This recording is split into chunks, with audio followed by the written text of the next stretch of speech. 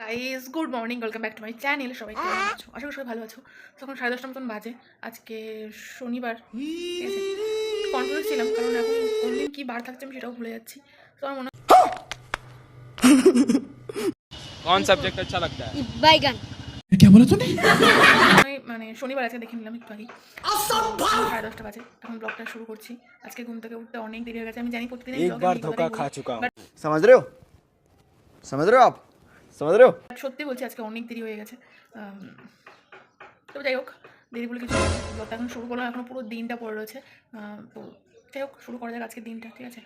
So চলো দেখা যাক কতদূর কী হয় না হয়। আর তার আগে সবাই জানাও কেমন আছো। আর সত্যি তো বলতে আগের দিন আমি যে ব্লগটা আপলোড করেছিলাম, আমার ব্লুটুথ স্পিকারটা হারিয়ে গেছিলো, সেই ব্লগটা আপলোড করেছিলাম। তো তাতে তোমরা ভালো রেসপন্স দিয়েছো, থ্যাংক ইউ সো মাচ সবাইকে।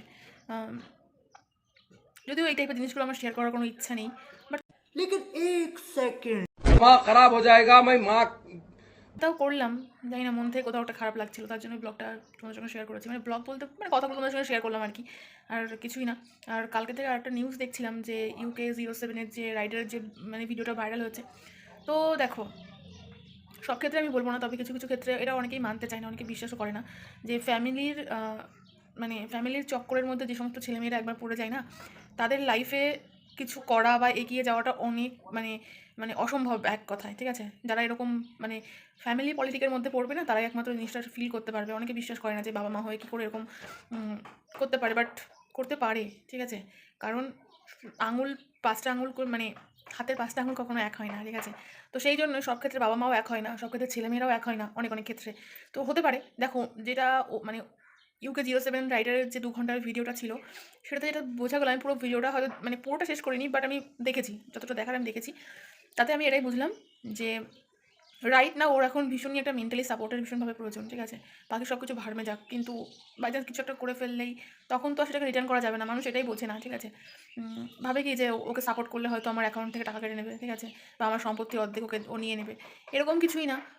যদি না পারো তাকে মানে হেট না করে, তাকে সাপোর্ট না করতে পারো, তাকে হেট করো না। কারণ তোমার ওই হেটটাও হয়তো তার লাইফে অনেকটা এফেক্ট পড়বে, ঠিক আছে। আমি এই কথাগুলো এই জন্যই বলছি, কারণ সবার লাইফে কম বেশি কিছু না কিছু আসে প্রবলেম, ঠিক আছে। সেটা ফ্যামিলির দিক থেকেই হোক না কেন, সাইড দিক থেকেই হোক না কেন, যে কোনো রিলেশনের দিক থেকে হতে পারে, যাই হোক হতে পারে। তো সেই জন্যই আর কি বিষয়টা। আমিও ভিডিওটা পুরোটা দেখেছি। অনেকে বলছে যে অনেকে ফেক কান্না করছে, মানে মিথ্যে কান্না করছে। তো একটা মানুষ কতটা অসহায় হলে সে মানে একটা ছেলে মানুষ, তার চোখ দিয়ে জল আসে, ঠিক আছে। সো এই জিনিসগুলো রিয়েলাইজ করতে হবে, কারণ চাইলেই তুমি তোমার চোখ দিয়ে জল আনতে পারবে না এখন, ঠিক আছে। তোমার ভেতরে হয়তো মানে ধ্বংস হয়ে যাচ্ছে, সেই জন্যই হয়তো তোমার চোখ দিয়ে জল আসছে, ঠিক আছে। যাই হোক, আমি অল ওভার একটা জিনিস যেটা দেখলাম সেটাই তোমাদের সঙ্গে শেয়ার করলাম। কারণ দেখো, সবার ফেসবুক ফিডেই হয়তো এই সমস্ত নিউজগুলো যায়, ঠিক আছে। সবাই দেখো, বাট অনেকেই রিলেট করতে পারো, অনেকে রিয়েলাইজ করতে পারো না, ঠিক আছে। তো তার জন্যই আমি আমার ব্লগের মাধ্যমে কিছু কিছু কথা তোমাদের সঙ্গে শেয়ার করি, যেটা হয়ে যায় কদিন ধরে। ব্যাপারটা ভাইরাল আর ট্রেন্ডিং বলে নয়, আমি এমনিই তোমাদেরকে জানালাম যে যারা এই সমস্ত ফ্যামিলি পলিটিক্সের মধ্যে পড়ে না, তাদের জীবন প্রথম থেকেই ধ্বংস, ঠিক আছে। তাদের আর আলাদা করে কোনো শত্রুর প্রয়োজন হয় না। তো যাই হোক, আমার এটুকুনি বলার ছিল, আর কিছু বলার নেই, ঠিক আছে। আর যাই হোক, নিজের লাইফের মানে সব কিছু দিয়ে একটা দিক ঠেকাতে যেও না, সেটা ফ্যামিলি হোক বা কোনো রিলেশন হোক, কোনো যাই হোক না কেন, কোনো ফ্রেন্ড দিক হোক, যাই হোক না কেন, সব কিছু দিয়ে দিও না। কারণ তারপরে যেটা হবে সেটা তুমি নিতে পারবে না, ঠিক আছে। যদি তুমি অন্য কাউকে ঠকাও বা অন্য কোনো দিক থেকে যদি কাউকে তুমি ঠকিয়ে যাও, তোমার দিক থেকে বলছি, তাহলে হয়তো তুমি সেখান থেকে মুভ অন করে চলে আসতে পারবে বা সেখান থেকে তুমি বেরিয়ে আসতে পারবে। কিন্তু তুমি যদি অন্যের জন্য নিজেকে ঠকাও, তাহলে তুমি কোনো দিন সেখান থেকে বেরোতে পারবে না, ঠিক আছে।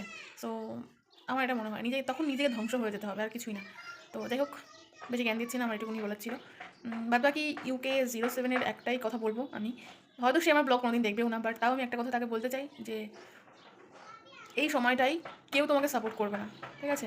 যতটুকু যার সাপোর্ট নিজেকেই হতে হবে। আর এই ফালতু লোকজন কে কী বলো না বলো, সব দেখে লাভ নেই। অনেকেই অনেক কথা বলবে, কারণ যখনই তার এই ভিডিওটা মানে ভাইরাল হয়েছে, তখন বেশিরভাগ মানুষ সবাই বলছে এটা ফেক, ঠিক আছে।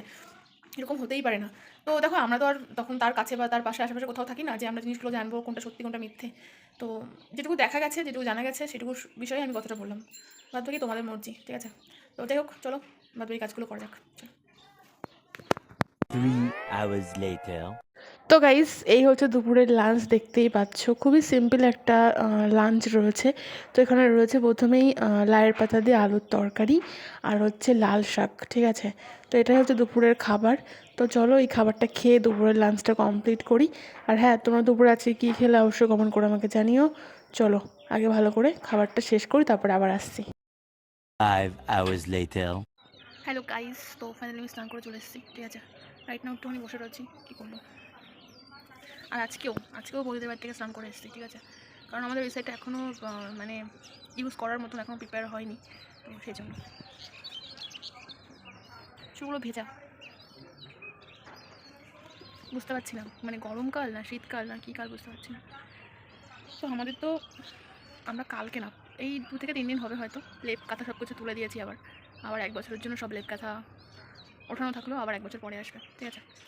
তো আমাদের কী হয়েছে, লেপ কাঁথা কম্বল তোলা, সত্যি কথা শীতের জামা কাপড় আমি এখনও তুলিনি, ওগুলো ধুতে হবে, ধুয়ে তারপরে আবার জায়গা মতো রাখতে হবে, ঠিক আছে। তো গরম লাগছে, রোদের খুব তাপ নেই কিন্তু তাও গরম লাগছে, জানি না কেন।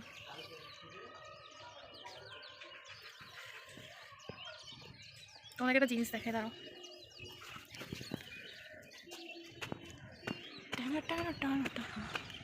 ওই দেখো দেখছো, ওই যে আমাদের বাড়ির সামনেই যে রেস্টুরেন্টটা আছে না, তো রেস্টুরেন্টটা নতুন করে সাজানো হচ্ছে, হয়তো কোনো প্রোগ্রাম বা বিয়ের রিসেপশন কিছু একটা হবে, ঠিক আছে।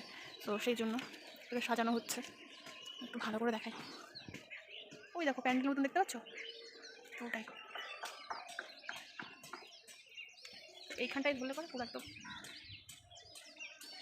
ঠিকঠাক একদম, বুঝতে পারছো।